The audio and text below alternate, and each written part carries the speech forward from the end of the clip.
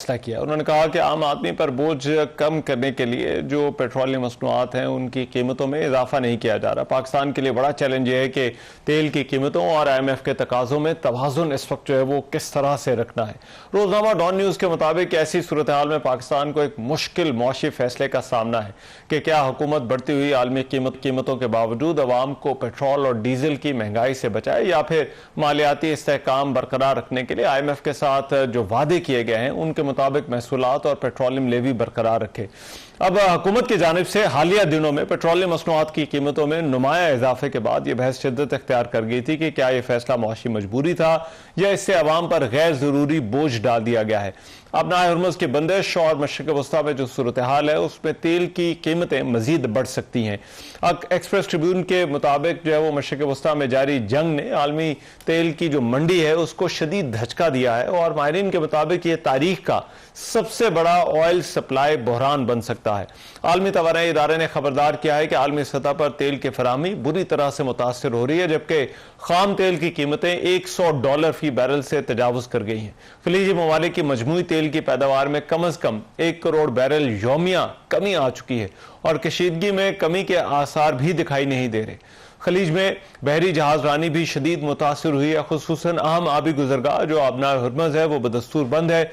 आलमी तेल जो बहरान है ये ना सिर्फ पाकिस्तान बल्कि दुनिया की मैशतों को जो है वो मुतासर कर सकता है। अब हमारे पास इससे निमटने के लिए क्या ऑप्शंस मौजूद हैं और क्या इसका कोई मुतबादिल है या नहीं है, इस पर प्रोग्राम के हिस्से से मैं बात होगी। अहमद फारूकी साहब मेरे साथ मौजूद हैं, एनर्जी एक्सपर्ट हैं, एनर्जी इकोनॉमिक्स और मार्केट एनालिसिस इनका सब्जेक्ट है। इस पर इनसे बात करते हैं। अहमद फारूकी साहब, थैंक यू सो मच, बहुत शुक्रिया आपके वक्त का। सबसे पहले तो मैं आपसे जानना चाहता हूँ, आपको लगता है ये जो सिचुएशन अपनाए हुर्मुज़ में इस वक्त हम देख रहे हैं इसका मुतबादिल कोई दुनिया के पास है और इस सूरत हाल को जो इससे पैदा हुई है उस पर जो है वो काबू पाया जा सकेगा?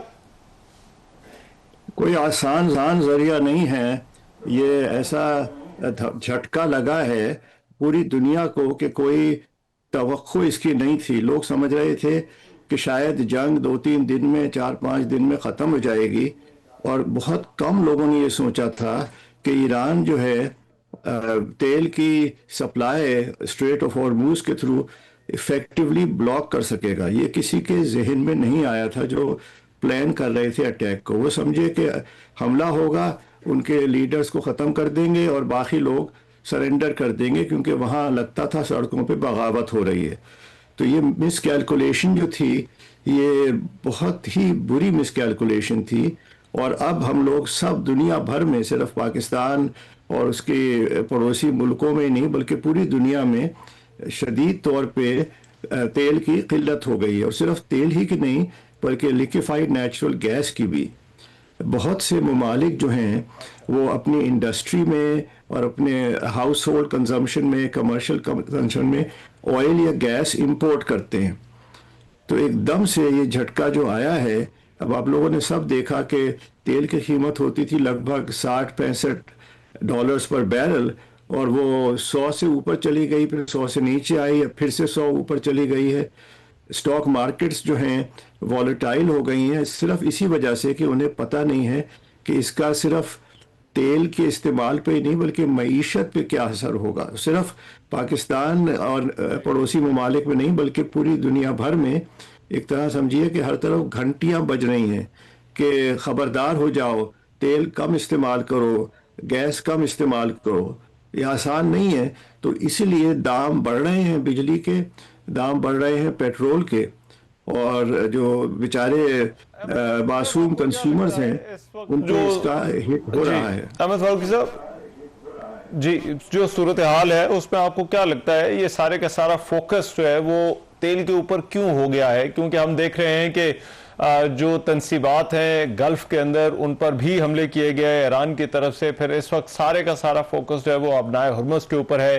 ईरान की क़यादत ने जो गुज़िश्ता रोज़ भी जो पहला ऑडियो पैगाम आया मुज्तबा खामनेई का, उसमें उन्होंने इस बात पर जोर दिया कि ईरान अपनाए हुर्मुज़ को बंद रखेगा। आपको क्या लगता है कि लॉन्ग टर्म या अगर कुछ अर्सा ये सूरत हाल चलती है तो इसके पीछे मुहरकात क्या हो सकते हैं और ये जंग जो है वो तेल की लड़ाई क्यों बनती जा रही है? तो कहा तो ये जा रहा था ये जंग शुरू हुई है दूसरी वजूहात की बिना पे, जिसमें रेजीम चेंज था, उनके न्यूक्लियर असासे, उनके बैलिस्टिक मिसाइल्स वगैरह के हवाले से। पता नहीं क्या था, किसी को पता नहीं है। बहुत से माहिरीन इस पे बहस करते रहेंगे सालों तक कि वजह क्या थी इस जंग की। लेकिन जो बात वाज़ेह हो गई है कि उन्होंने स्ट्रेट ऑफ हॉर्मूज का ब्लॉकेज कैलकुलेट नहीं किया था, और शायद उसकी वजह से जंग जल्दी ख़त्म हो जाएगी क्योंकि पैनिक का बटन दब चुका है। लेकिन मुझे इस वक्त लगता नहीं है कि कम से कम इसराइल की जो राय है जो इस जंग के पीछे है, उनका कोई इरादा नहीं है इस जंग को ख़त्म कर देने का जब तक वहाँ हुकूमत ईरान में नहीं बदलती है। तो बड़ा कठिन वक्त है।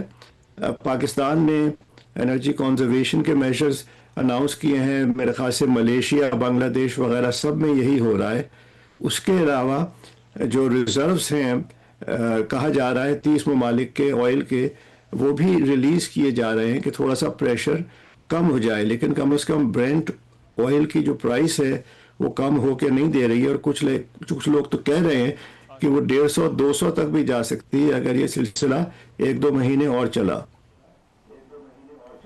राइट। अब और अगर अभी तो जो प्राइस है वो 100 के आसपास है, अब अगर ये 200 तक जाती है तो इसके असरात क्या हो सकते हैं, और फिर कौन से सेक्टर्स आपको लगता है सबसे ज्यादा जहां पर इमीडिएट इफेक्ट जो है वो आएगा? वो इंडस्ट्रियल सेक्टर पे बहुत बड़ा इम्पैक्ट होगा, पावर जनरेशन पे बहुत इम्पैक्ट होगा। मैं पाकिस्तान के हवाले से कह रहा हूँ, क्योंकि 55% पाकिस्तान की बिजली जो है वो फॉसिल फ्यूल से आती है, और उसका खासा लार्ज प्रोपोर्शन जो है ऑयल और गैस है। फिर फर्टिलाइजर्स का तो गैस से ही चलते हैं, एलएनजी का बहुत बड़ा रोल है उसमें, उन पे असर होगा। जो गाड़ियाँ चलाते हैं, ट्रक्स, बसेस और कार्स, जब पेट्रोल की प्राइसेस बढ़ेंगी तो बहुत शदीद असर होगा। अब हम लोगों को याद करना चाहिए कि 1973 में जब ओपेक का ऑयल एम्बार्गो हुआ था तो उसका डेविस्टेटिंग इफेक्ट हुआ था पूरी दुनिया पे। और 74 में मैं यहाँ अमेरिका आया था, तो यहाँ इन्होंने पॉलिसी लगा दी थी कि आपकी लाइसेंस प्लेट का नंबर की आखिरी डिजिट अगर ऑड है तो आप आज गैस भर सकते हैं, अगर इवन है तो आपको कल भरनी होगी। तो पेट्रोल पंप्स पे लंबी लंबी लाइनें लग गई थी और लोग तंग आ गए थे। वो बहुत सीवियर क्राइसिस था। आपको याद होगा कि ऑयल की प्राइस 4 गुना बढ़ गई थी जब वो इसराइल की अरब ममालिक के साथ जंग हुई है, तो ओपेक ने ऑयल एम्बार्गो डिक्लेयर किया था, और फिर वो सही हो गया था, कम हो गई थी। लेकिन फिर जब ईरान में रेवोल्यूशन आया था 79 में, तो वो प्राइस दुगनी हो गई थी। तो वो हम लोगों को याद रखना है कि ये ऑयल की प्राइस एक ऐसी चीज़ है जो बहुत अनप्रिडिक्टेबल है और किसी एक मुल्क के कब्जे में नहीं है। अमेरिका में बड़ी बहस हो रही है कि हम तो नेट एक्सपोर्टर्स हैं, हम क्यों नहीं इस प्राइस को कंट्रोल कर सकते हैं। तो वो आंसर ये है कि कोई एक मुल्क इसको कंट्रोल नहीं कर सकता, ये इंटरनेशनल बैनुल अक़वामी मार्केट है। और ओवरऑल मैशियतों पर जो असरात पड़ रहे हैं, हमने देखा कि सिटी बैंक ने अपने ऑफिसेज जो है वो बंद किए, फिर ईरान के बैंक के ऊपर अमेरिका ने हमला किया, और फिर ईरान की तरफ से जो है वो ये कहा गया कि वो भी टेक कंपनियों और बैंकों पर जो है वो हमले करेंगे। तो आपके ख्याल में जो ओवरऑल फाइनेंशियल सिस्टम है उस पर इस जंग के क्या असरात आ रहे हैं?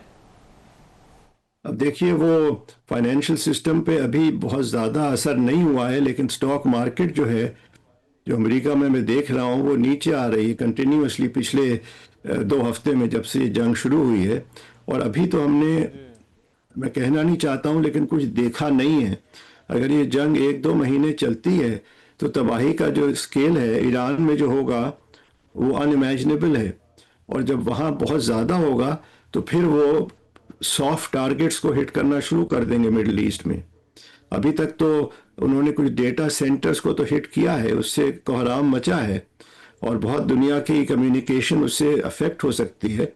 लेकिन अगर उनको आप ज़्यादा हिट करेंगे तो उनके पास हवाई जहाज़ तो नहीं है, ना उनके पास टैंक्स हैं, लेकिन उनके पास ये ड्रोन्स हैं। और ड्रोन्स के अलावा जो सबको पता है, उनके पास एजेंट्स हैं जो दहशत पसंदी के थ्रू दुनिया भर में पैनिक फैला सकते हैं। अब मैं दुआ कर रहा हूँ अल्लाह ताला ऐसी सिचुएशन को आने ना दें, तो चाह रहा हूँ कि जंग जल्दी से जल्दी ख़त्म हो, लेकिन कोई आसार नज़र नहीं आ रहे हैं। राइट, आपको लगता है कि ये जो मईशतों पर बोझ है और फाइनेंशियल इंटरेस्ट जिस तरह से इससे मुतासर हो रहे हैं, ये अमेरिका या इजराइल के ऊपर इतना दबाव बढ़ा सकते हैं कि कहीं जंग बंदी की कोई सूरत निकल आए? यहाँ खासी प्रोटेस्ट शुरू हो गए हैं कि इस जंग को रोको। इससे गरीब लोगों को अमेरिका में भी नुकसान हो रहा है, क्योंकि गैसोलीन की प्राइस बढ़ी है, थोड़े दिनों में बिजली की प्राइस बढ़ेगी, फिर अगर दुनिया भर की ट्रेड पे असर होता है तो इंपोर्ट्स कम आएंगे, टैरिफ्स चढ़ जाएंगे, हुकूमतें पैनिक में आएंगी। तो यहाँ अभी बहुत ज़्यादा मोमेंटम तो डेवलप नहीं हुआ है, लेकिन फिर से आसार नज़र आ रहे हैं कि जिस तरह से गाज़ा के हवाले से यहाँ प्रोटेस्ट हुई थी, इस जंग के खिलाफ भी ये प्रोटेस्ट शुरू हो गई हैं। और फिर एक रैली हो रही है कुछ दिनों में, नो किंग्स रैली, उसमें ये इशू बहुत उठेगा। वो रैली जो है यहाँ के सदर के खिलाफ है कि आप बादशाह की तरह हुकूमत नहीं कर सकते हैं, ये डेमोक्रेसी है। अब ये इशू उसमें आ गया है कि आपने कांग्रेस से इजाज़त तो नहीं ली थी ये जंग शुरू करने की, आपने खुद ब खुद शुरू कर दी, और आप कहते रहे कि 2 दिन में ख़त्म हो जाएगी। आपने कह दिया है हम तो जीत गए हैं, बस जंग ख़त्म हो रही है। तो वजह क्या है कि वो जंग खींचे जा रही है। यहाँ के लोगों को अमेरिका में और यूरोप में इतना सियासी इंटरेस्ट नहीं है मिडल ईस्ट में क्या हो रहा है, उनको मुआशी इंटरेस्ट है। अगर उनकी पॉकेट बुक पे इस जंग का असर होने लगा तो फिर शोर मचेगा। ठीक है, राइट, बहुत शुक्रिया अहमद फारूकी साहब हमारे साथ